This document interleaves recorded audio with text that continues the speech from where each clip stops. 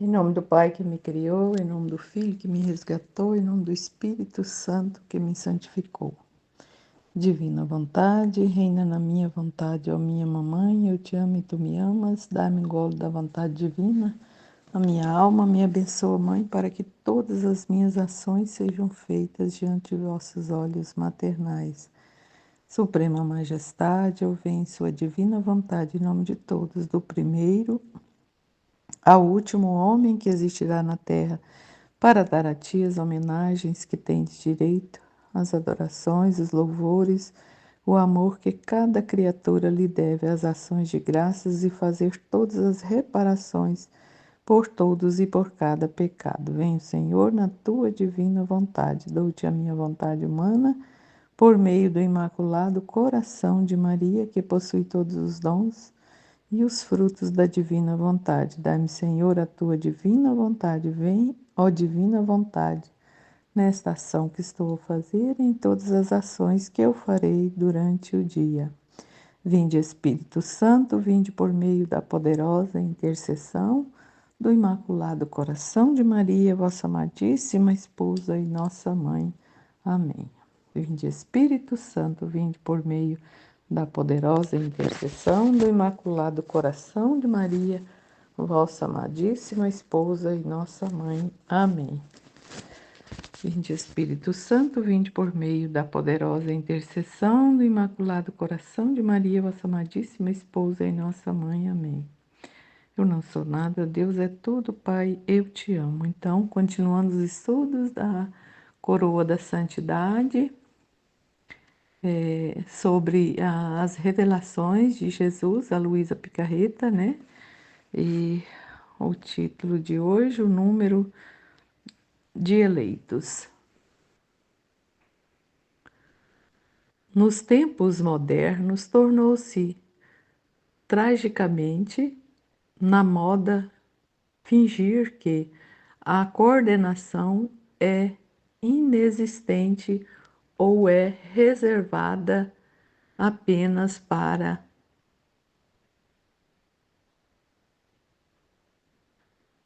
a figura ocasional de Hitler. Mas este modernismo não existia nos dias de Luísa, e, pelo contrário, a mentalidade predominante era muito mesquinha com a questão, pois uma tendência continuava a existir, o que até minimizava a mensagem da divina misericórdia. Daí a necessidade, bem discernida pelo Papa João Paulo II, de exaltar Santa Faustina e seus escritos em um grau tão grande, como será discutido mais adiante neste livro. Portanto, quando vemos palavras de misericórdia esmagadora nos assegurando da bondade de Deus e seu desejo de salvar o maior número possível de almas por quase todos os meios necessários, podemos ficar seguros de que isso não é uma invenção da arte humana, se sua intenção fosse bem recebida nos vários círculos católicos de sua época. Portanto, podemos ter trechos como os seguintes com grande confiança de que, de fato, eles vêm de Jesus.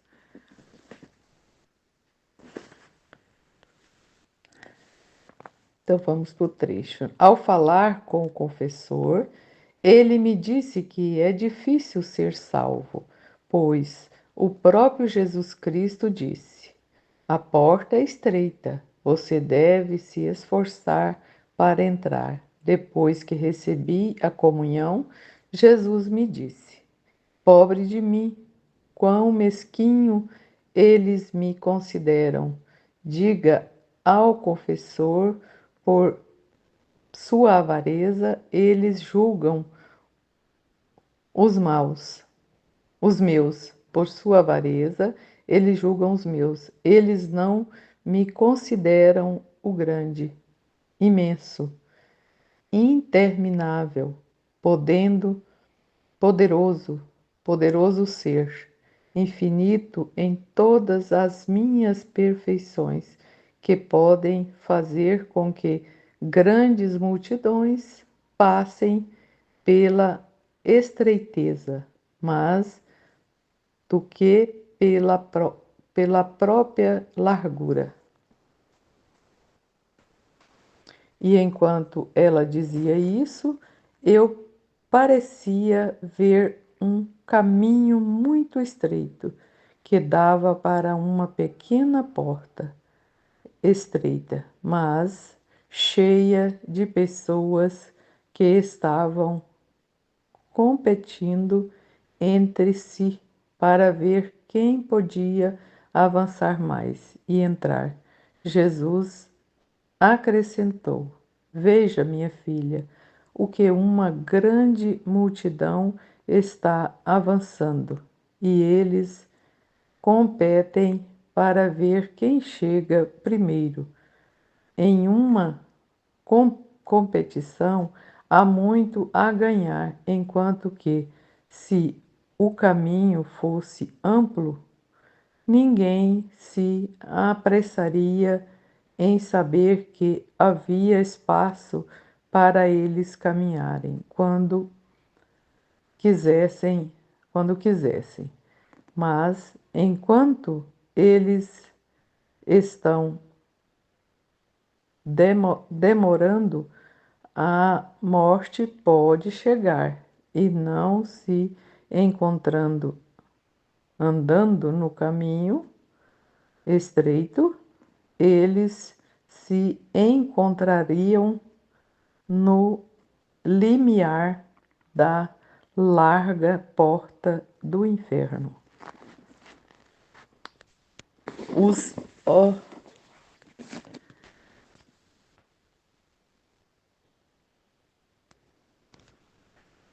ó, quão boa essa estreiteza faz! Isso acontece também entre vocês. Se há um banquete ou um culto, e sabe-se que o local é pequeno, muitos se apressam, e haverá mais espectadores desfrutando desse banquete ao culto. Mas se for, mas se for conhecido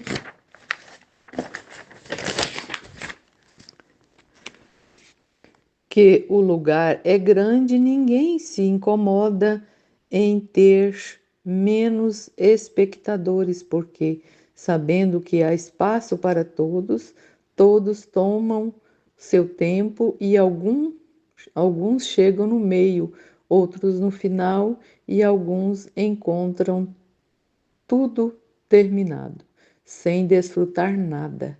Isso é o que teria acontecido se o caminho para a salvação fosse amplo. Poucos se acomodariam em se apressar e a festa do céu seria para poucos.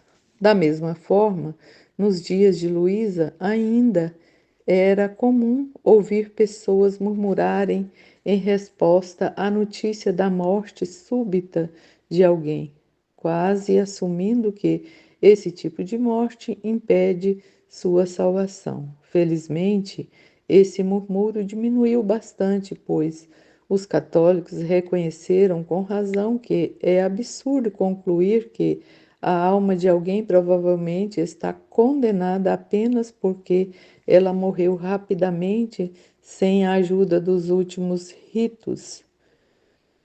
No entanto, devido à prevalência desse mau hábito, décadas atrás, Luísa não foi afetada e, portanto, ficou angustiada quando sua própria irmã foi levada por uma morte súbita.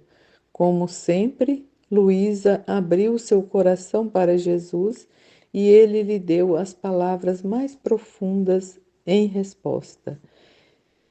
Eu me sentia todo aflito por causa da morte repentina de uma de minhas irmãs. O medo de que meu amável Jesus não a tivesse com ele atormentou minha alma, e quando veio o meu bem maior, Jesus, contei minha dor. E ele, toda bondade, me disse: Minha filha, não tema, para quem não é pervertido, uma morte súbita serve para impedir que a ação diabólica entre no campo. Suas tentações e os medos que ele causa aos marimbundos com tanta arte, porque sente que eles são arrancados dele, sem ser capaz que tenha de tentá-los ou segui-los. Portanto, o que os homens consideram uma desgraça, muitas vezes é mais do que uma graça. Anteriormente, na mesma citação, Jesus ressalta que não vale a pena preocupar-se com a ausência de últimos ritos em uma morte súbita, porque não é como se a pessoa não é como se a pessoa rejeitado o recurso a este sacramento, mas essa rejeição, de fato, seria motivo de preocupação. E enquanto alguns diriam que o medo de se perder é uma coisa boa e saudável, pois nos ajuda a evitar a condenação no final do dia,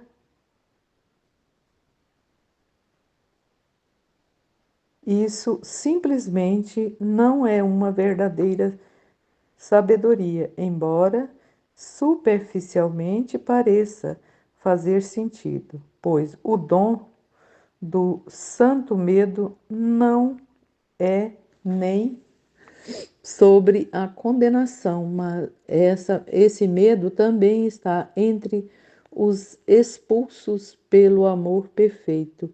Se confiamos em Deus, não devemos nos preocupar em nos perder, mas mesmo que estes medos lhe acorressem de vez em quando, saiba que até Luísa se encaixava nessa maneira de pensar. E Jesus diz a você o que disse a ela. Como meu sempre amado Jesus não havia chegado e eu estava muito aflita enquanto orava, um pensamento surgiu em minha mente. O pensamento chegou a você para que você estivesse perdido? Eu realmente nunca penso nisso. Então fiquei um pouco surpreso, mas o bom Jesus, que cuida de mim em tudo, imediatamente se mudou para o meu interior e me disse: Minha filha, isso é uma verdadeira estranheza e que entristece muito meu amor. Eu diria a quem duvida do meu amor e teme para que ela se perca. Como é isso? Dou-lhe minha cama por comida. Você vive completamente por minha conta. Se você estiver doente, eu a curarei com os sacramentos. Se você está manchado, eu lavo você com o meu sangue. Posso dizer que estou quase à sua disposição. E você duvida? Você quer me entristecer? Diga-me então, você ama outra pessoa? Você reconhece algum outro ser como outro pai, já que diz que não é minha filha? E, se não é, por que você quer se afligir e me entristecer? Não são as amarguras que as almas má, não são as amarguras que os outros me dão o suficiente. Você também quer colocar dores no meu coração? Antes de deixar essa consideração, um ponto importante deve ser feito.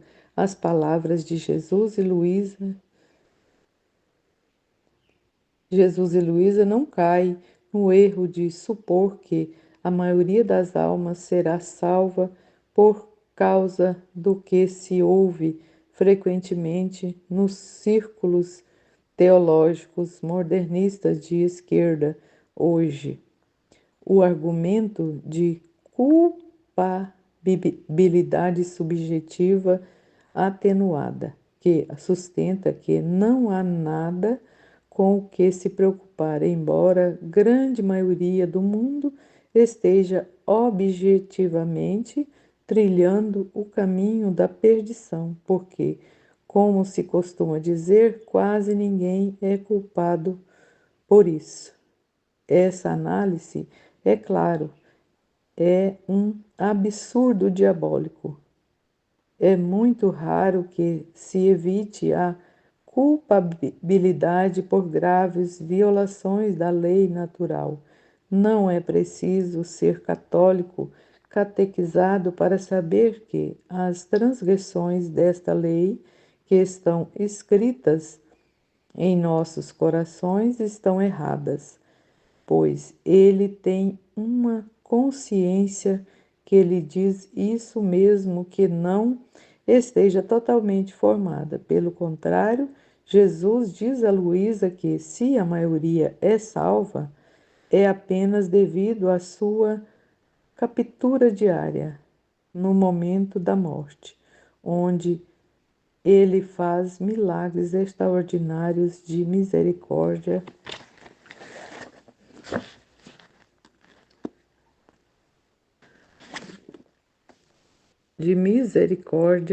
para a chave.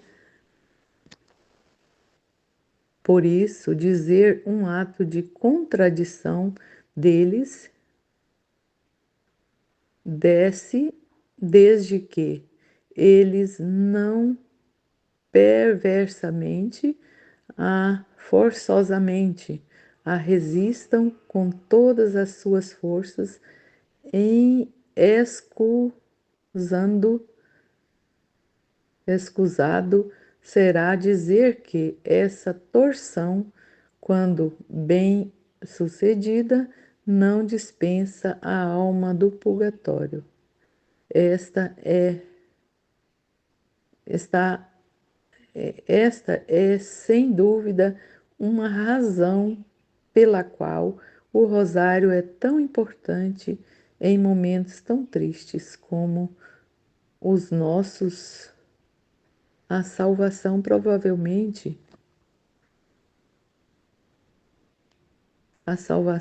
provavelmente é alcançada principalmente na hora da morte, e em cada Ave Maria intercedemos precisamente por essa intenção. Mas informações sobre essa captura diária podem ser encontradas na seção Sem Medo da Morte, na parte 2 deste livro.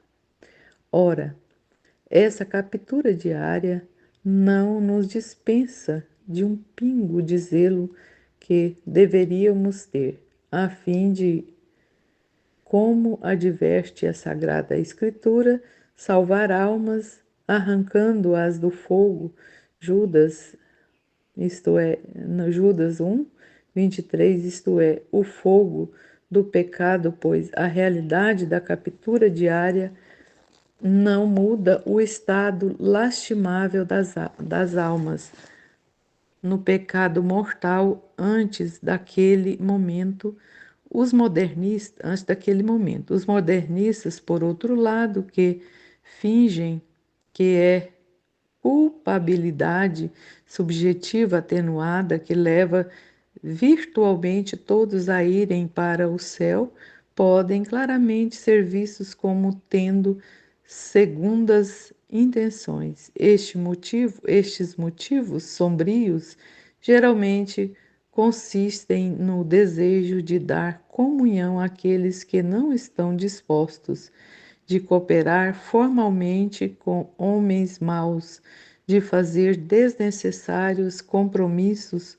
com o mundo, de raciocinar sua própria falta de vontade de realizar a obra espiritual de misericórdia, de advertir o pecador, etc. Por outro lado, nenhum indício destes motivos é encontrado nas revelações de Luísa.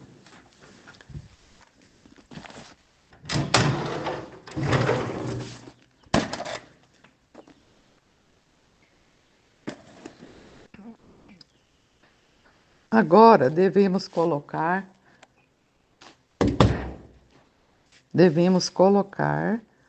um fim nesta sessão, pois poderia facilmente continuar, mas logo nos veremos simplesmente tendo a íntegra das revelações de Luísa de Nosso Senhor nessas páginas.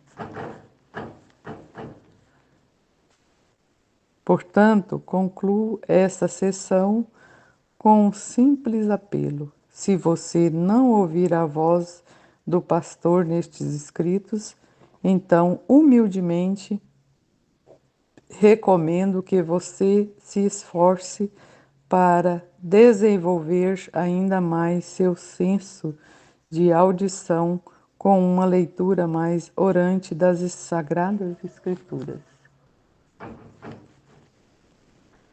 Sabedoria em suas cartas.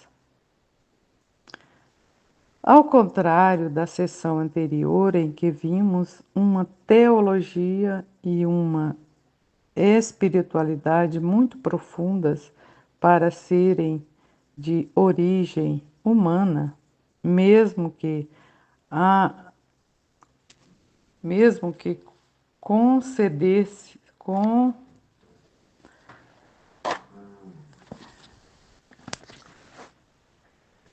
mesmo que concedamos as concessões mais generosas às habilidades naturais de Luísa, o que vemos em suas cartas, sem surpresa, é bem diferente, pois suas cartas vêm de seus próprios pensamentos.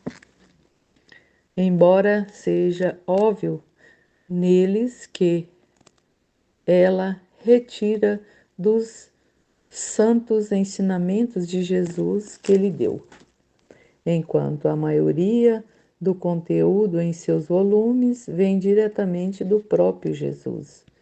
E o que essas cartas revelam sobre a autora é a posse de um tipo de sabedoria que só é mantida pelas almas santas. Não é a sabedoria de um teólogo que explica tudo em termos de doutrinas e dogmas, nem a sabedoria de um estudioso que pode citar muitos detalhes das Escrituras e da vida dos santos para demonstrar todos os seus pontos. Tampouco é a sabedoria de um filósofo que fornece argumentos lógicos preciosos para cada afirmação. Na verdade, é de fato a sabedoria de quem é católico sem piedade por décadas e décadas. A sabedoria de quem viveu e respirou o catolicismo a vida inteira e não escondeu nada do domínio da Santa Mãe Igreja, na medida em que o senus fidei, o sentido da fé, tomou-se o próprio modo de seus próprios pensamentos e ela sempre sabe exatamente como aconselhar proveitosamente as almas, não importa em que situação elas se encontrem. Além de todas as outras indicações claras da validade dessas revelações, as chances de alguém que manifesta esse tipo de sabedoria ser um fraude de qualquer tipo são mínimas. Lembre-se da sessão anterior em que discutimos as normas oficiais e sancionadas pela Igreja para discernir revelações particulares que estas normas nos pedem que procuremos um regime normal de uma vida de fé após as aparições.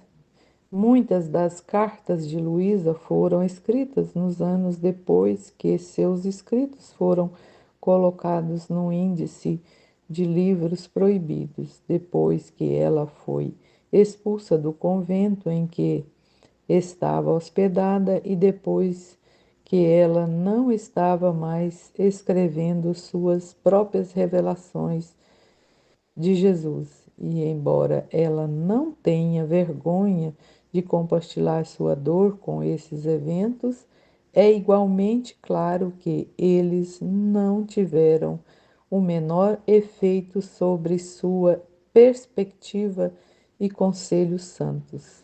Em uma palavra, em seu dom de sabedoria do Espírito Santo.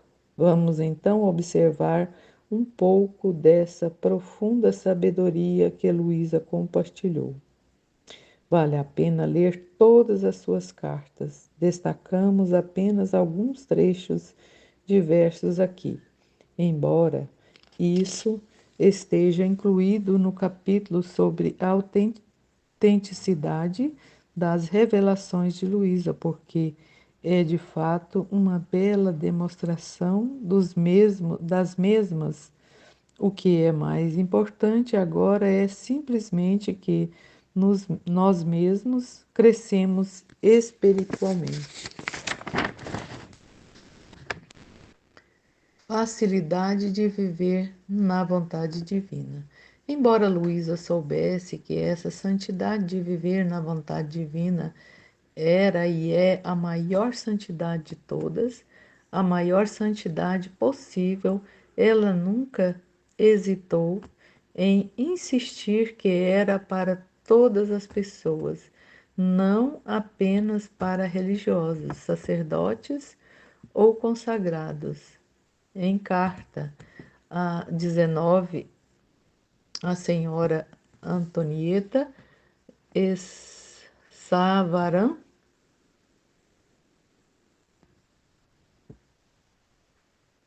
Savaran, uma viúva, ela escreveu: Você vê então como é fácil. Nem é preciso ser religioso para fazer isso. A santidade de viver na vontade divina é para todos. Ou melhor, para dizer a verdade, é para todos aqueles que o desejam. E em outra carta, ela apontou que não são nossas ocupações que nos afastam dele, mas nossa vontade. A mesma forma, na carta número 74, a senhora Catarine Valentino de San Giovanni Retondo, Luísa escreveu: Portanto, vamos estar atentos, leva apenas uma decisão firme de querer viver na santa vontade. É Jesus quem quer, ela nos cobrirá com seu amor, nos concederá dentro da sua luz e alcançará a extensão de compensar-nos em tudo o que somos incapazes de fazer. Na carta número 81, a Madre Cecília, ela escreveu: com as coisas mais pequenas, com ninharias, podemos formar as pedrinhas para dar ao Fiat Divino o material para construir nossa santidade. E para isso basta uma atenção, um pensamento, uma palavra não dita, um suspiro de desejo pela santa vontade. Em uma bela exposição do Pequeno Caminho de Teresa de Lisieux, Luísa escreveu na carta 120: mas ainda, já que o Senhor não ensina coisas difíceis, o que Ele quer é precisamente as pequenas coisas, porque são mais fáceis de fazer, e não podemos encontrar uma desculpa e dizer: eu não poderia fazê-lo. As pequenas coisas estão sempre a nosso redor, em nossas mãos, enquanto as grandes vêm raramente. Portanto, não podemos dizer que a santidade não é para nós. Até nossa própria natureza é formada com muitos pequenos atos. A respiração, os batimentos cardíacos, o movimento. No entanto, eles formam a nossa vida. E se não tivéssemos sequer um suspiro, nossa vida, poderíamos dizer, termina. Poderemos dizer, termina. Então, podemos dizer, se nossos pequenos atos não são animados pela vontade de Deus, portanto, permitamos que tudo o que fazemos flua na vontade divina e nos sentiremos animados e em posse de vida do Fiat. Quão felizes e santos seremos! Mesmo que Luísa tenha passado por tremendas dores e sacrifícios para tornar conhecida a vontade divina e viver nela, ela nunca exigiu ou esperava isso dos outros, mas desejou que as pessoas soubessem o quão fácil era se apenas desejássemos. Não pense que é difícil obter esse grande bem. Ao contrário, é muito fácil, contando que você queira com uma firme decisão de viver da vontade divina,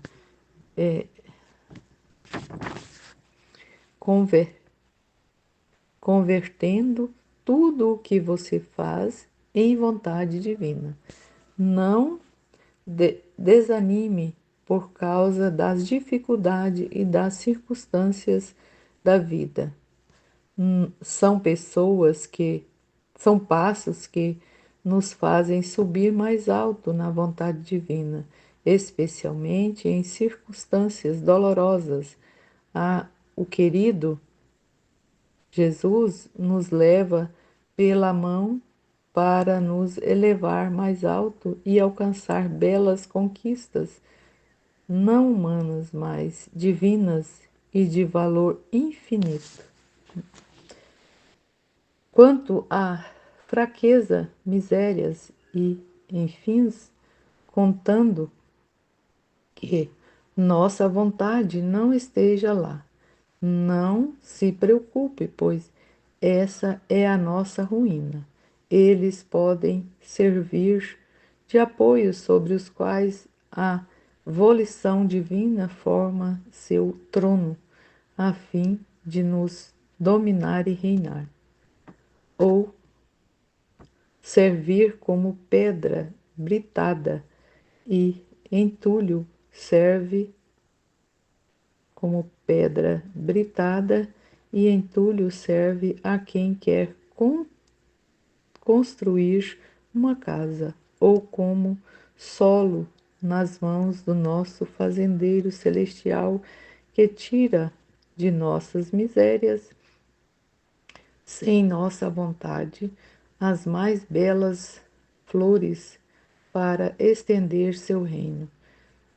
Tudo serve à sua glória e ao nosso bem nas mãos divinas do Filho.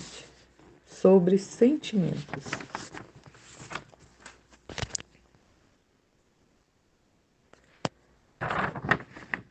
Luísa sabia muito bem como as pessoas propensas devem se concentrar demais nos sentimentos, supondo que dentro deles seja encontrada santidade. Mas os sentimentos não estão sob nosso controle, portanto, nossa santidade ou falta deles não consiste neles. Na carta número 43 a um destinatário sem nome, ela escreveu: ó, dom que facilidade, ó, com que facilidade prestamos atenção ao que sentimos. Senhor, sentir não é nosso, não está em nosso poder, porque ele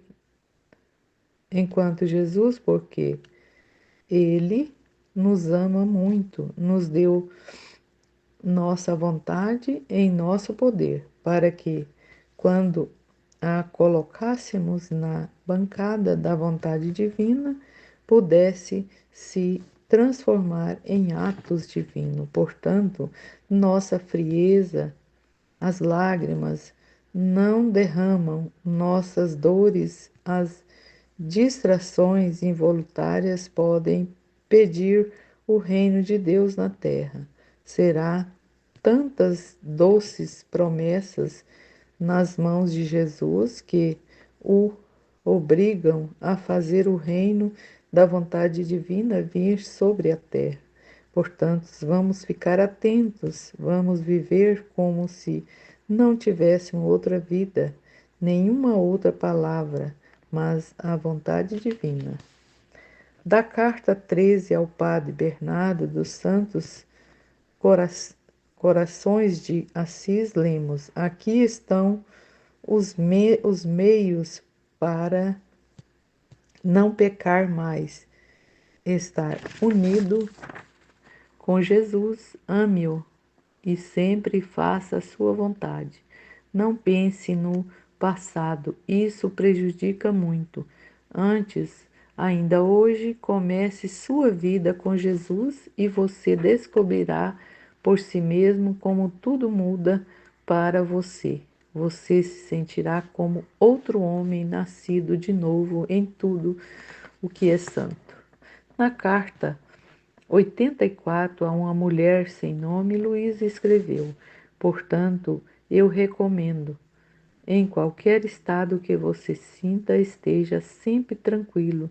Não pense em frio ou calor. A vontade divina é mais que tudo, mais que oração, mais que lembrança, mais que fervor, mais que milagres, mais que tudo. A carta número 120, talvez para Frederico Obest, ela aconselhou: sentir prazeres, imperfeições, fraquezas não é mal. Querê-los é feio, porque o Senhor não se importa com o que sentimos, mas com o que queremos. Sobre o sofrimento, Luísa teve um presente especial por encorajar os outros em seus sofrimentos. Da carta 18 à senhora Castanza Bendetta Pettinelli, de Siena. Portanto, coragem, coragem, todas as outras coisas são deixadas, enquanto os sofrimentos são trazidos para o céu e formam nosso mais belo trono e a glória sem fim.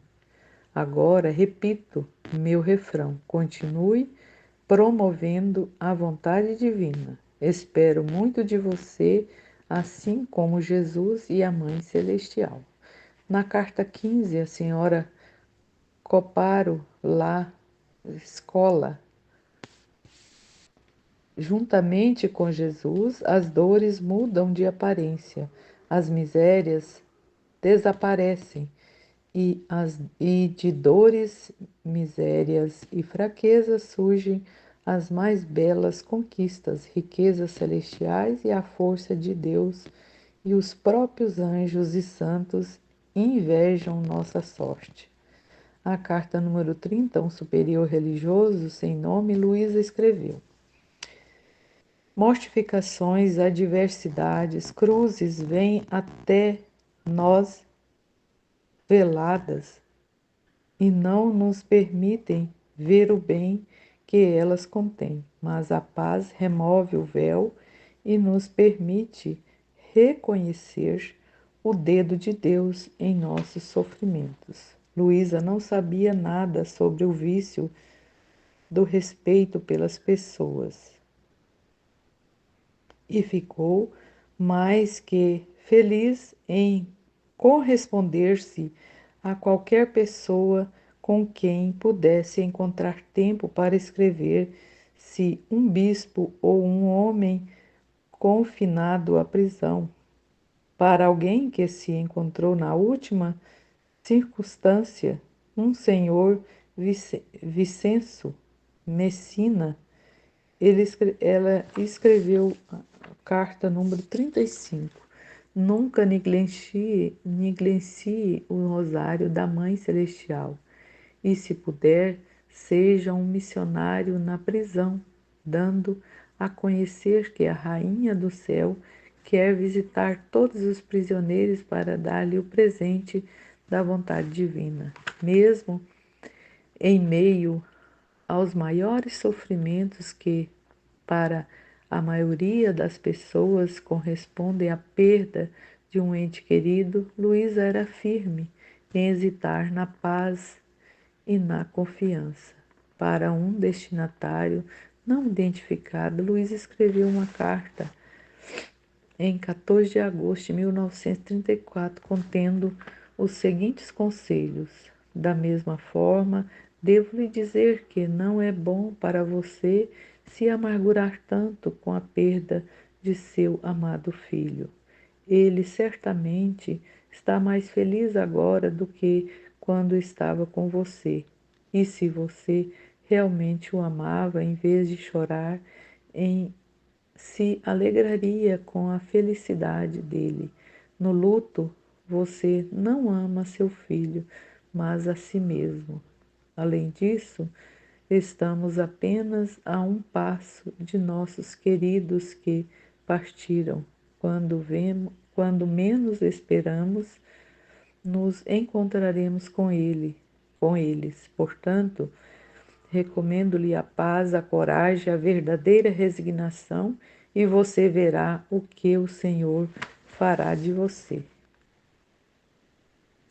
O conselho de Luísa até parece surpreendente, semelhante ao de Santa Teresa de Calcutá, que era bem reconhecida por lembrar gentilmente as pessoas doentes que ela cuidava de que, em seus sofrimentos, Jesus os estava beijando. Luísa escreveu uma vez: pense em se tornar um santo. Em todo sofrimento, dê um beijo em Jesus, abraça-o com muita força e força-o a deixar que o reino do Fiat venha à terra. Para a senhora Marzani, na carta 85, Luiz escreveu as seguintes palavras: minha boa filha em Jesus Cristo, não desanime, nunca perca a confiança.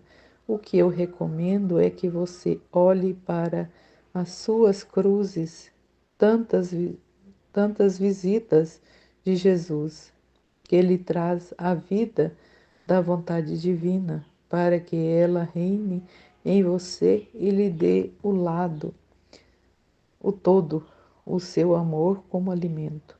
Se você faz a vontade de Deus, você sentirá uma força em todos os seus sofrimentos. Na paz. Talvez o que é visto com mais frequência em suas cartas seja a exortação à paz. Da carta número 12, Senhora Antonieta Savarani, Luísa escreveu: 3 coisas te recomendo: firmeza na paz, perene e boa confiança filial.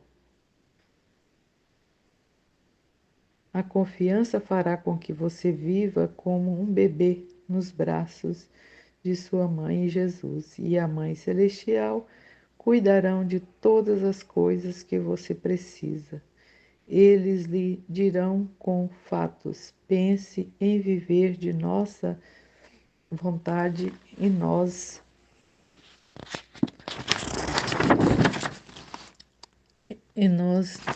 pense em viver da nossa vontade e nós cuidará de tudo, até a salvação de seus irmãos. Você não está feliz? Na carta 36, a Madre Cecília de, de Oria, ela escreveu: se há paz em Deus, seus filhos são como se amássemos em paz. Portanto, são pacificadores e portadores da paz. Suas palavras, suas maneiras nunca são barulhentas ou agudas, mas embalsamadas com o bálsamo da paz, de modo a adoçar os corações mais amargurados, tanto que aqueles que estão inquietos se sentem humilhados e confusos diante de uma alma pacífica, quando a volição divina quer reinar na alma, primeiro envia sua mensagem de paz. Muitas vezes trata-se de fechar os olhos para pequenas bagatelas, ninharias e manchas, para não perder a paz ou o tempo. Dessa maneira, o Filho Divino faz seus próprios caminhos em nossas almas, formando o seu trono. Na carta número 56, a uma jovem, Luísa escreveu: a tempestade é sempre um prelúdio para o céu limpo. Portanto, não desanime, espere com incansável paciência pela hora de Deus. Quando isso acontecer, seu domínio colocará tudo em prática e talvez seus próprios inimigos se tornem seus amigos. Em uma fascinante visão dessa mesma carta, Luísa a aconselha que, ao recusar permitir que a paz reine em nossos corações, nós nos deixe o diabo rir. Porque se você não for firme e sempre o mesmo, o inimigo lhe dirá: você queria fazer o bem aos outros e não consegue fazê-lo a si mesmo. Aqui, Luísa identifica uma praga comum, porém sutil, na vida espiritual: deixar de amar a nós mesmos no sentido apropriado do tempo, por, em uma ironia trágica, supondo que nossa preocupação com os outros deve nos deixar sem paz, enquanto os outros estão em perigo. Isto é comumente observado em pais preocupados com seus filhos perdidos. E, de fato, todos estes pais deveriam ser como Santa Mônica, orando continuamente pela conversão dos seus filhos. Mas o atraso de Deus em responder totalmente a essas orações nunca deve permitir que esses pais percam a paz. Para uma melhor, para uma mulher religiosa, sem nome, Luísa escreveu a carta número 59. Filha, Jesus te ama e te quer bem e santo. Não dê ouvidos ao inimigo que gostaria de pegar o presente das mãos de Jesus. Não preste atenção a dúvidas ou a qualquer coisa que não seja paz. São coisas do inimigo, trapos do inferno, não de Jesus.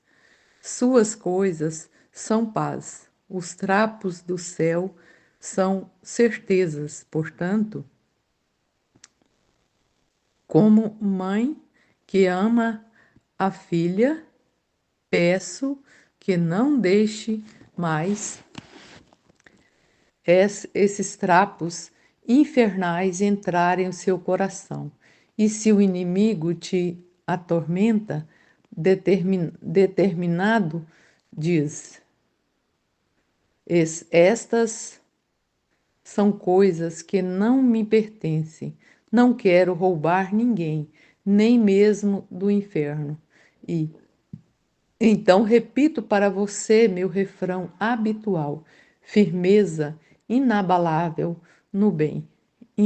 Interesse-se em nada além de Jesus e no que diz respeito ao seu escritório.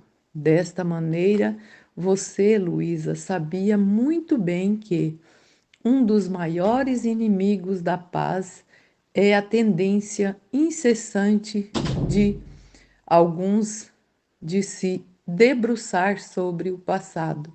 Portanto, ela sempre insistiu em insistir para que as pessoas esquecessem o passado.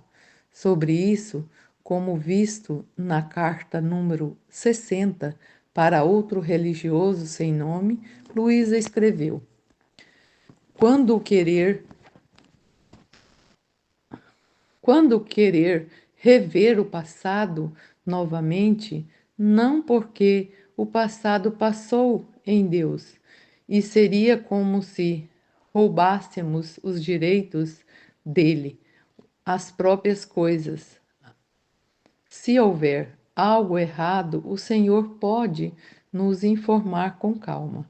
Quanto no futuro, também não se preocupa, porque não é nosso, mas pertence a Deus. Devemos obedecer e nos tornar santos, não por nosso interesse, mas pela glória de Deus. Portanto, banam toda dúvida, pois a dúvida, o medo e a agitação não vêm de Deus, mas do diabo. Antes, pense em amar e fazer vontade de Deus, porque com dúvidas desagradamos ao Senhor, muito mais do que se pecássemos. Portanto, jure ou faça uma promessa solene de que nunca mais voltará a pensar em dúvidas.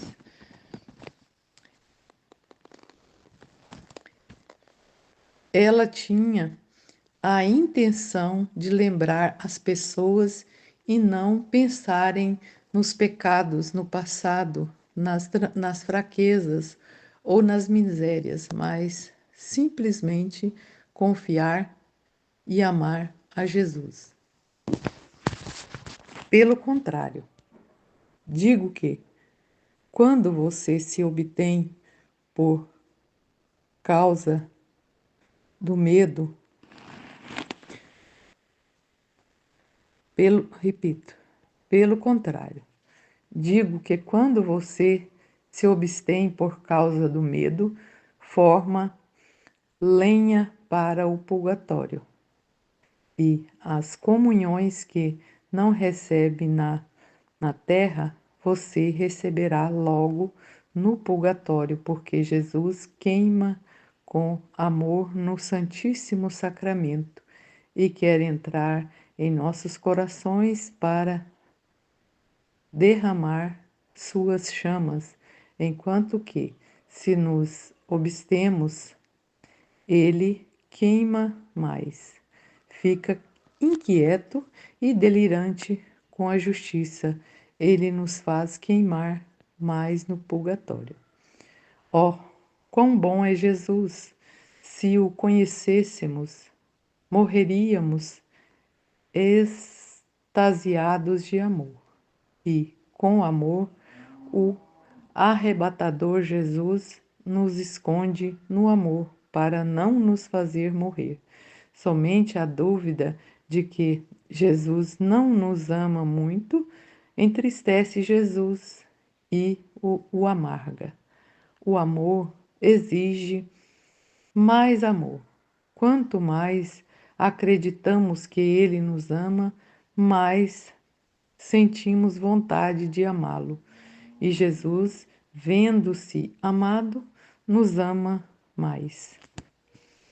Além disso, quando Jesus se sente amado, esquece nossos pecados e porque queremos perder a cabeça?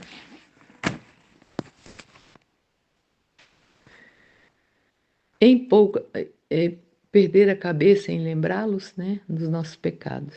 Em poucas palavras, incrivelmente, consulta, con, conci- consoladoras sobre uma alma com um passado pecaminoso, Luiz escreve na carta 132. E mesmo que o passado Jesus tenha sido ferido por esta criatura, ela olha para essas feridas, sorri e diz: Eu a conquistei. Ela é minha vitória. E ele a mostra ao redor do céu para fazer um banquete. Continuando a incentivar a frequente recepção da comunhão, Luísa escreveu a seguinte carta sem a Francesca: Gosto de ouvir que você sempre receba a comunhão. Nunca a deixe por perturbação, angústia ou medo. Nada que não seja paz jamais vem de Deus, mas sempre de nosso inimigo, que ganha muito quanto nos vê perturbados. E perdemos a verdadeira confiança. Nós perdemos nossos braços para nos refugiarmos em Jesus. Portanto, para se tornar santos, nada é necessário além de coragem, confiança e paz, a fim de viver no mesmo mar da vontade de Deus. Luísa entendeu como aconselhar as almas para a aquisição de paz, mesmo quando elas estão no meio de maior tentação de privar dela, a saber, a noite escura da alma. Na carta número 54, a Madre Elisabetta, uma religiosa superior, ela escreveu: Mas Jesus nunca deixa você. Ele se esconde e em seu esconderijo o ardor do seu amor é tão grande que ele lhe dá beijos ocultos e abraços carinhosos, mas você os dá lenta e silenciosamente para não serem sentidos. No entanto, ele não pode durar muito com tudo isso. E quando você menos espera, ele se faz sentir nas profundezas da alma, a fim de sustentá-lo. A paz não era apenas algo que Luísa aconselhava, mas algo que Luísa vivia. Luísa nunca guardou rancor contra seus inimigos, mas, ao contrário, orou por eles e esperou seu perdão.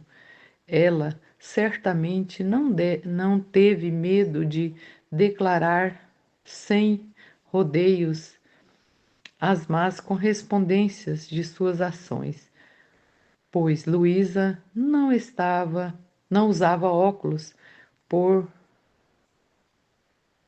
não usava óculos cor de rosa ou sucumbia ao erro do poder do pensamento positivo, mas acima de tudo, amava seus inimigos de maneira cristã. Moda, por exemplo, na carta 99 a Frederico Abrecht, ela escreveu: Quando, não, querido, no Senhor, nada de novo aconteceu aqui, tanto quanto a que você diz sobre Roma. Pelo contrário, houve contra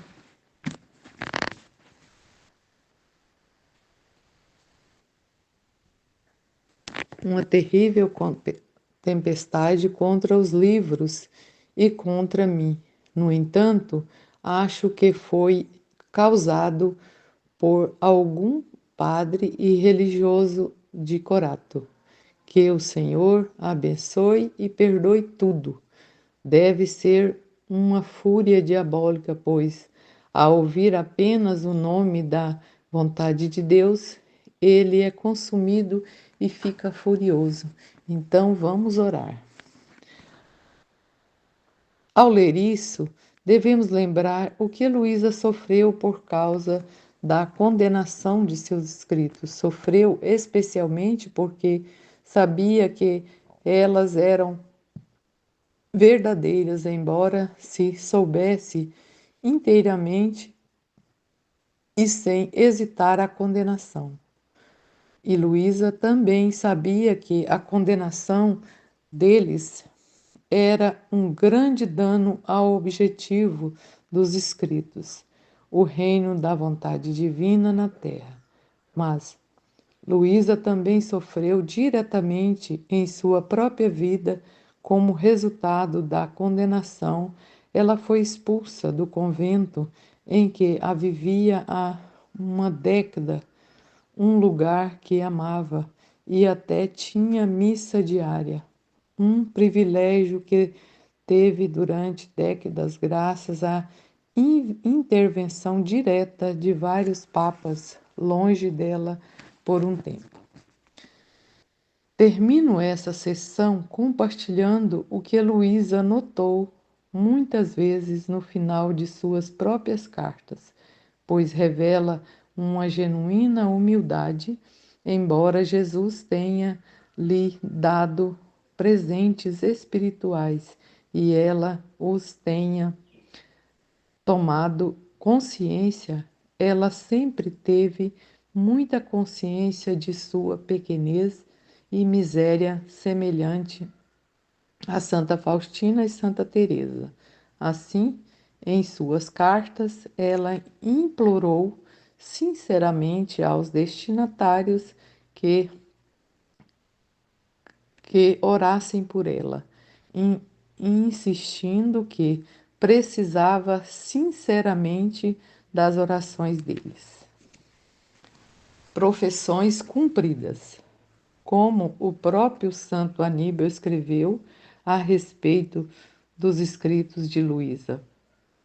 No curso dessas publicações que estamos começando, há capítulos que Prevêem flagelos divinos de terremotos, guerras, fogo, explosões de nuvens, devastações de terras, epidemias, fomes e afins. Tudo foi previsto vários anos e tudo aconteceu e ainda resta muito a acontecer. Infelizmente, muitas vezes é esquecido que os escritos de Luís estão cheios de profecias dadas pelo próprio Jesus, que aconteceram, embora, é claro, a maioria ainda não tenha acontecido. Veja a parte 3 deste livro sobre a Era da Paz. Mesmo sozinho, é esse aspecto profético de suas mensagens consegue demonstrando que os escritos de Luísa não são de origem humana. Vejamos apenas alguns destes buceias proféticos e seu contexto histórico. Segunda Guerra Mundial, talvez a mais profunda das profecias nos escritos de Luísa seja a insistência repetida de Jesus em relação a Luísa no meio da Primeira Guerra Mundial, imediatamente após ela, de que uma guerra ainda pior viria em breve. Parece que a primeira indicação disso nos escritos de Luísa é encontrada em 1904, na seguinte entrada: O abençoado Jesus me disse: Você acha que o triunfo da igreja está longe? E eu: Sim, de fato. Quem pode ordenar tantas coisas que são confusas? E ele: Pelo contrário, digo que está próximo e preciso um confronto mais forte e, portanto, permitirei tudo junto entre religiosos e seculares para diminuir o tempo. E no meio desses conflitos, todo grande caos, haverá um conflito bom e ordenado, mas em tal estado de mortificação que os homens se verão perdidos. No entanto, darei a eles tanta graça e luz que eles possam reconhecer o que é mal e abraçar a verdade, fazendo você sofrer também com este propósito. Se com tudo isso eles não me ouvirem, eu o levarei ao céu e as coisas acontecerão ainda mais gravemente e se arrastarão um pouco mais antes do anseio de triunfo. Ao profetizar um conflito tão severo que os homens se verão perdidos, parece que Jesus está se referindo à Primeira Guerra Mundial, que é claro que sabemos que ocorreu na década seguinte, mas Jesus também prometeu: Eu lhes darei tanta graça e luz, o que implica que essa bênção seria durante ou depois deste conflito. Creio que foi precisamente o que ele fez em Fátima, enviando Nossa Senhora para dar um milagre sem precedentes. Claro, sabemos como isso também aconteceu, as pessoas ainda não ouviam, e assim como Nossa Senhora disse que realmente aconteceria, outra guerra veio. Infelizmente, é óbvio que, mesmo após a Segunda Guerra Mundial, as pessoas ainda não ouviram as mensagens do céu. Logo após seu fim, em 1947, Jesus realmente levou Luísa para o céu e o estado do mundo só continuou a piorar. Mas voltamos às próprias profecias, pois Jesus diz muito mais a Luísa do que apenas as generalidades acima mencionadas, pois suas declarações se tornaram mais específicas após a Primeira Guerra Mundial. Em 1923, Jesus disse à sua filhinha: Ó, isto é a segunda turbulência geral que as nações estão preparando. Fiz tudo para dissuadi-los, mas tudo foi em vão. Quanto mais eles se uniam, mais discórdias, ódios e injustiça eles fomentavam, a ponto de forçar os oprimidos a pegar em armas para se defender. E quando se trata de defender os oprimidos e a justiça, também natural, devo concordar. Mas ainda, uma vez que as nações que parecem ser vitoriosas tiveram sucesso com base nos mais perversos injustiça, eles deveriam ter enten- eles deveriam ter entenderam isso sozinhos. Eles deveriam ter injustiça. Entenderam isso sozinhos e foram mais mansos que os oprimidos. Pelo contrário, são mais inexoráveis, querendo não apenas sua humilhação, mas também sua destruição. Que perfídia, que perfídia, mas que de mais que diabólica. Eles ainda não estão saciados de sangue. Quantos povos pobres perecerão? Sofro, mas a terra quer ser purgada, mais cidades serão destruídas. E mais tarde, no mesmo ano passado, a França, movendo-se contra a Alemanha, tocou a primeira campainha. A Itália, movendo-se contra a Grécia, tocou o segundo sino de guerra. Então outra nação virá que tocará a terceira, chamá-los para a luta. 3 anos depois, iniciando uma série de mensagens separadas por vários meses, Jesus aborda a guerra iminente. Novembro de 1926.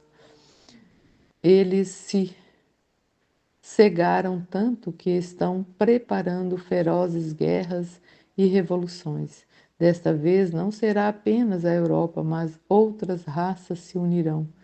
O círculo será mais extenso. Outras partes do mundo participarão. Quanto mal o humano deseja, cega o homem, empobrece e o faz dele o era um opressor e, e a justiça exigia que os oprimidos fossem defensores. Assim, a vontade divina concorda com aqueles que se levantam para essa defesa. A guerra em si é honrada. Não, a guerra em si é horrenda, mas às vezes nem todas as partes envolvidas em uma determinada guerra são culpadas por isso. 2 de setembro de 1923. Assassino, continuando aqui,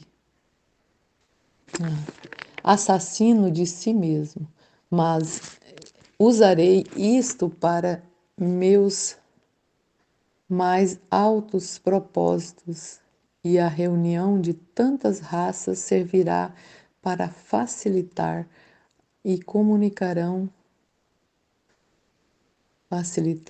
a comunicação das verdades, para que possam as dispor ao reino do Supremo Fiat. Portanto, os castigos que ocorrerão não são senão os prelúdios daqueles que virão. Quantas cidades serão destruídas, quantos povos enterrados sob as ruínas, quantos lugares enterrados e mergulhosos no abismo. Os elementos farão parte do Criador. Minha justiça não aguenta mais. Minha vontade quer triunfar e gostaria de triunfar por meio do amor para estabelecer seu reino. Mas o homem não quer vir a encontrar este amor. Portanto, é necessário usar a justiça. Março de 1927. Assim, quando meu amor se vê sendo perseguido, minha justiça entra em campo e defende meu amor, golpeando com flagelos aqueles que me perseguem e descobrindo as propriedades que eles fazem, e descobrindo as pretensões que eles fazem, não apenas comigo, mas também entre si, como nações, porque na briga eles se revelam, que em vez de se amarem, se odeiam ferozmente. Este século pode ser chamado de século das mais terríveis pretensões, e entre todas as classes, e é por isso eles nunca chegam a um acordo entre si e, embora aparentemente pareçam querer concordar, na realidade estão planejando novas guerras. A pretensão nunca trouxe um verdadeiro bem, nem na ordem civil e nem na ordem religiosa, no máximo, algumas sombras de um bem fugaz. E então aqui está como eles estão convertendo essa paz, tão louvada com palavras, mas não com obras, em preparativos para a guerra. Como você já pode ver, muitas raças diferentes se uniram para lutar, algumas com pretextos,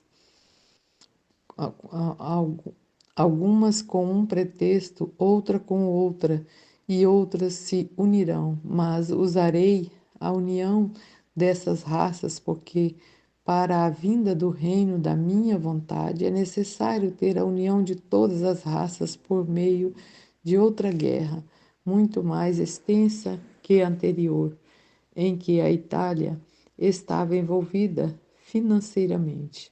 Através da união dessas raças, os povos se conhecerão e, após a guerra, a difusão do reino da minha vontade será mais fácil. Portanto, tenha paciência para suportar minha privação. Esse é o vazio que minha justiça deseja formar para defender meu amor perseguido. Você ore e ofereça tudo para que o reino do meu Fiat chegue em breve. Agosto de 1927.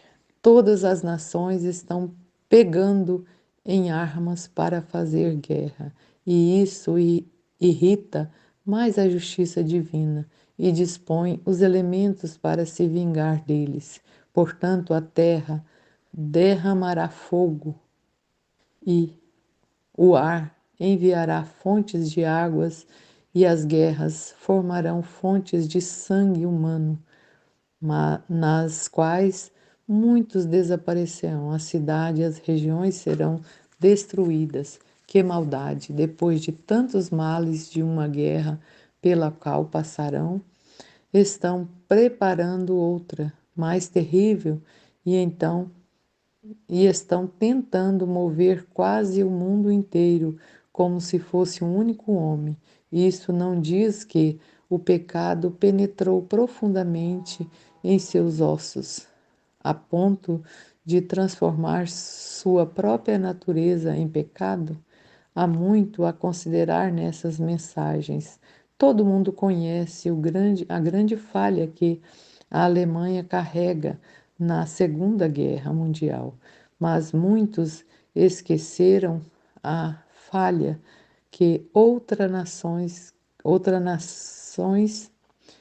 outras nações carregaram. A França se envolveu em uma ocupação militar terrivelmente injusta da Alemanha na década de 1920, porque a Alemanha era incapaz de pagar os severos pagamentos de reparação exigidos por causa da Primeira Guerra Mundial.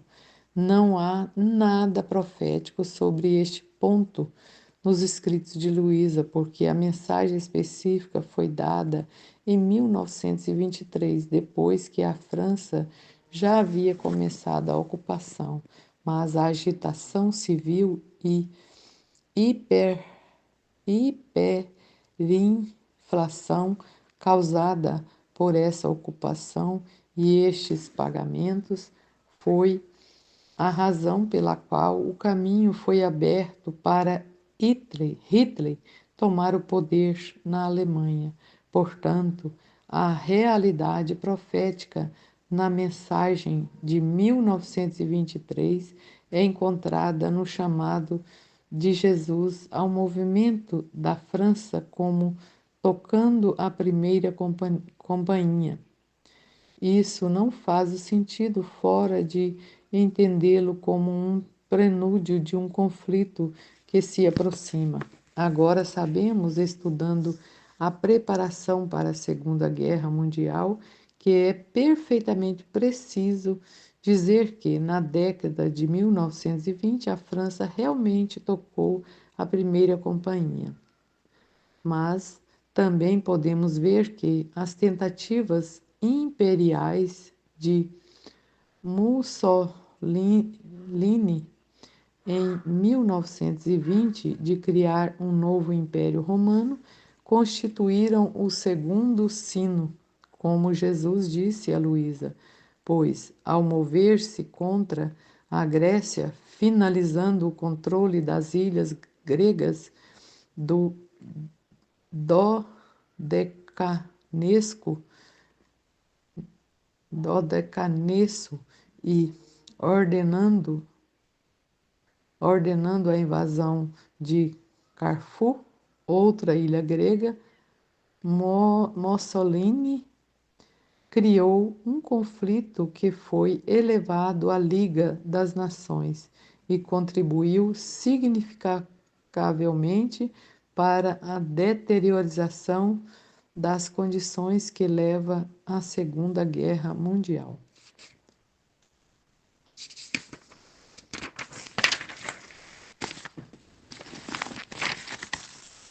Mas e estes misteriosos terceiro sino?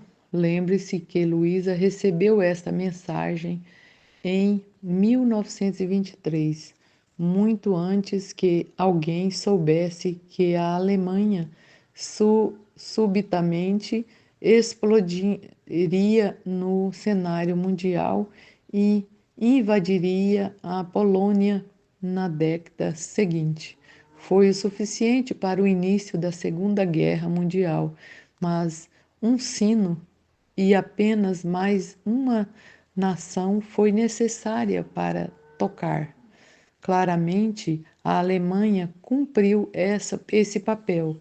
Muitas outras nações tinham um papel a desempenhar, mas ninguém nega que a Segunda Guerra Mundial tinha começado pela Grã-Bretanha, declarando guerra à Alemanha em 1939, em resposta à invasão da Polônia pela Alemanha. Na análise profética, isto é chamado de alvo.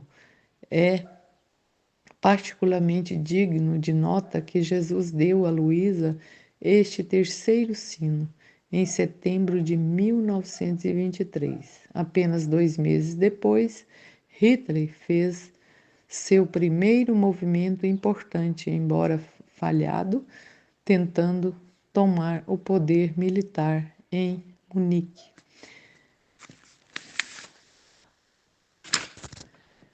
Em suas mensagens em 1926 e 1927, vemos Jesus lamentando repentinamente como o confronto vindouro seria muito pior que o anterior.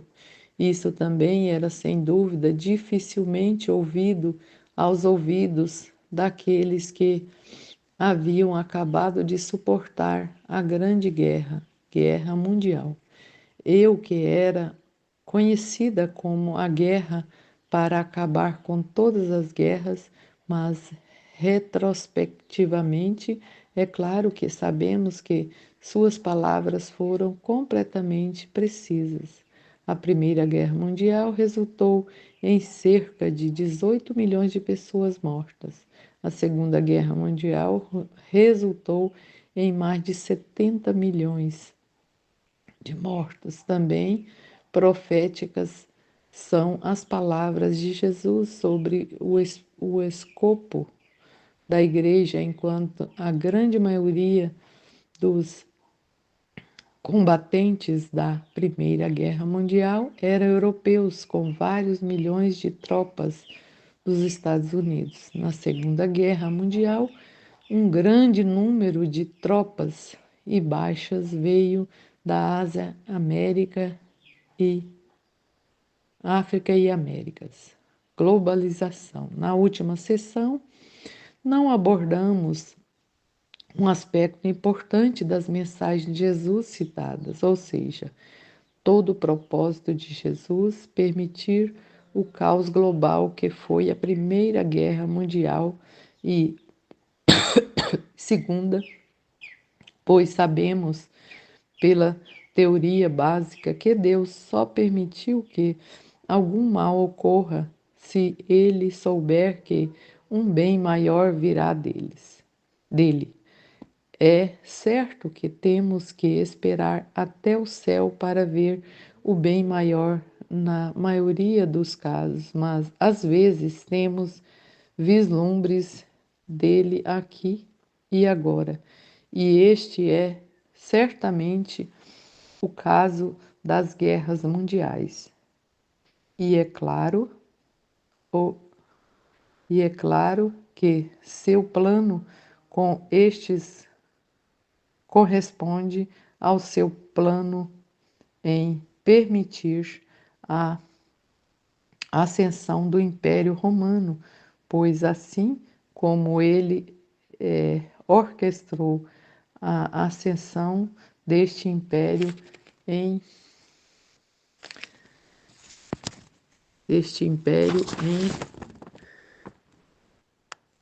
para facilitar a exposição do cristianismo em todo o mundo. Ele também permitiu a globalização moderna que, apesar disso, tragicamente, muitas vezes carrega consigo muitos males. Não é em si um mal.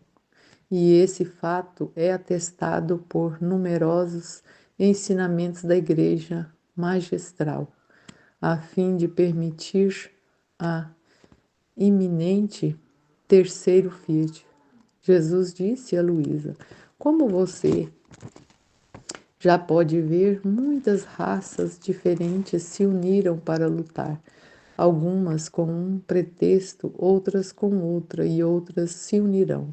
Mas usarei a união dessas raças, porque para a vinda do reino da minha vontade divina é necessário ter a união de todas as raças, por meio de outra guerra, muito mais extensa que a anterior. Através da união dessas raças, os povos se conhecerão e, após a guerra, a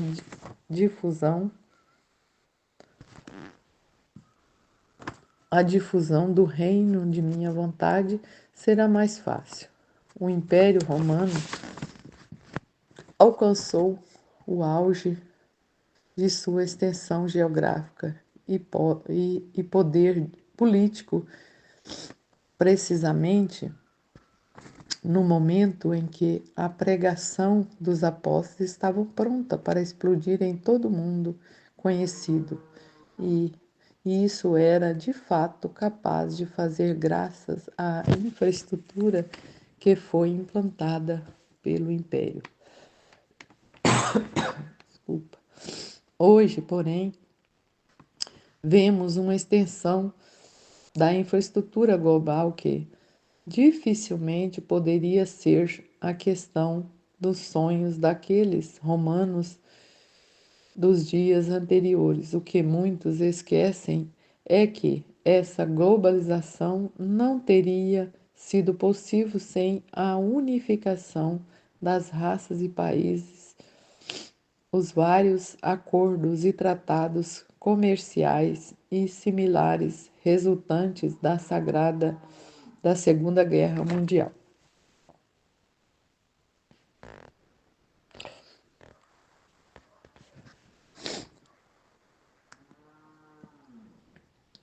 Sua resolução e suas consequências da cooperação. Dificilmente é sustentável que Luísa tenha previsto isso. Conhecimento milagroso da corrente, eventos. Em algumas mensagens, vemos tanto uma profecia quanto um conhecimento milagroso de um evento que ocorre naquele exato momento. Um exemplo está contido na seguinte entrada. Uma manhã, meu querido Jesus me mostrou um homem que havia sido muito morto por tiros de um revólver e que estava dando o último suspiro e indo para o inferno. Se o mundo inteiro soubesse como, quando Jesus sofre pela perda das almas, eles usariam todos os meios possíveis para não se perderem eternamente, pelo menos para poupar a dor de nosso Senhor. Luísa então se ofereceu para aceitar as dores que ele merecia e assim salvar sua alma, e ao recebê-las, ela as descreveu como tão terríveis que ela não sabia como ela continuava viva. Na manhã seguinte, o padre entrou no quarto dela para chamá-la de obediência, como de costume, e ele perguntou por que ela estava em um estado tão triste. Ela escreveu: Então ele me perguntou o motivo de tal estado, e eu contei o fato. Como descrevi acima, contando o local da cidade onde me pareceu que isso havia acontecido, o confessor me disse que era verdade, mas que eles pensavam que ele estava morto. No entanto, ficou claro que ele estava muito doente, mas pouco a pouco ele se recuperou e ainda está vivo. Embora não se possa duvidar do valor profético da sessão anterior, já que ninguém pode negar que Luísa escreveu muitos dessas palavras anos antes dos eventos mencionados. Transpirou particularmente um crítico veemente pode acusar Luísa de simplesmente inventar isso em seus escritos. Tal crítico, no entanto, estaria esquecendo que todos os escritos de Luísa foram cuidadosamente examinados por muitos na igreja daquele tempo que gostaria de ter a oportunidade de denunciá-la e teriam imediatamente se forçado sobre essa série de eventos se ela estivesse aberta a essas críticas, pois poderia facilmente consultar o confessor mencionado na citação acima. Claramente, essa tentativa teria sido infrutífera e, em vez disso, devemos aceitar a palavra. Marcha de Mussolini em Roma. Em uma profecia surpreendente dada no dia anterior ao evento histórico, Jesus deu a seguinte mensagem a Luísa em 27 de outubro de 1922. Ó minha filha, você não sabe nada do que eles querem fazer. Eles querem jogar fora Roma, os estrangeiros e até os italianos querem apostar nela. Os males que eles farão são tantos e tantos que, se a terra desencadear fogo para queimá-la, até a cinza seria um mal menor do que os que eles farão. Veja, pessoas saem de todos os lados para se unirem e atacarem ela. E o que é mais sob o disfarce de cordeiros, enquanto eles são lobos ferozes que querem devorar a presa. Que sindicato diabólicos! Eles se unem para ter mais força e atacá-la. Reze, reze. Este é o último precipício destes tempos no qual a criatura quer se lançar.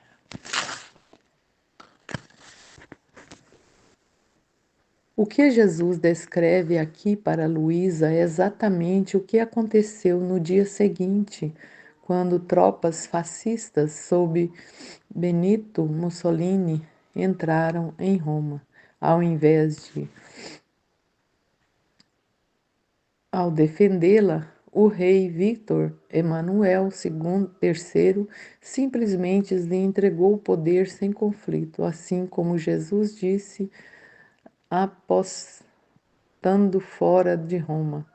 Jesus, é claro, sabia que nessa insurreição agradava planos demoníacos para a Segunda Guerra Mundial, daí suas severas lamentações nesta passagem. Isso foi particularmente lamentável, é claro, porque colocou o próprio Vaticano dentro de uma entidade política governada pelos fascistas. O rei não se importou, não vendo o fascismo como uma ameaça ao establishment, o que o deixou disposto a entrar nessa jogada profana. A essência deste relato, sendo verdadeira, é atestada pela Enciclopédia Britânica, que afirma: a marcha em Roma foi a insurreição de que levou Bento Mussolini ao poder na Itália. O descontentamento social deu aos líderes do partido fascista a oportunidade de assumir o controle do governo italiano, assistidos pelos esquadrões armados conhecidos como Blackirts.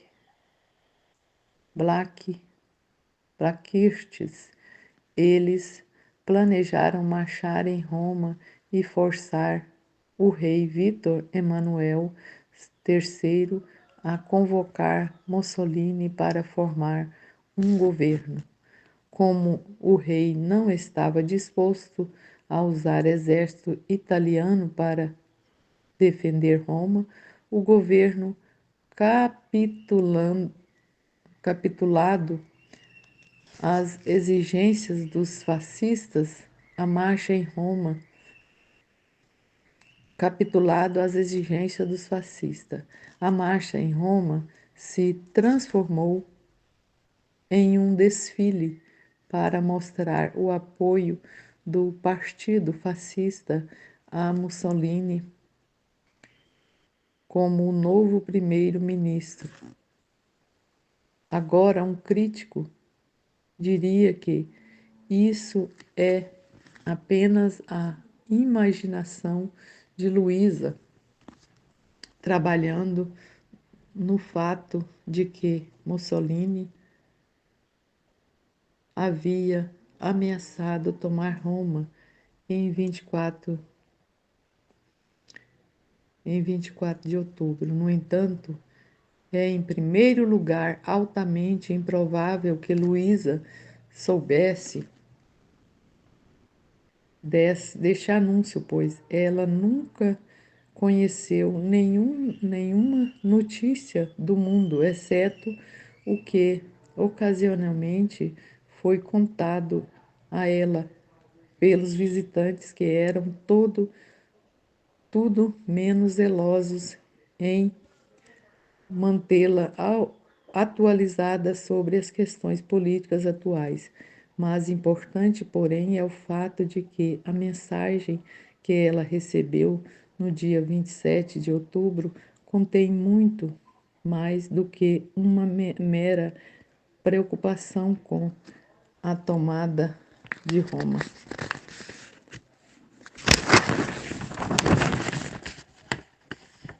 Inclui uma clara lamentação sobre Roma jogou fora que ninguém, exceto Deus e talvez o rei Victor, sabia que aconteceria. Até o próprio primeiro-ministro Liugi Facta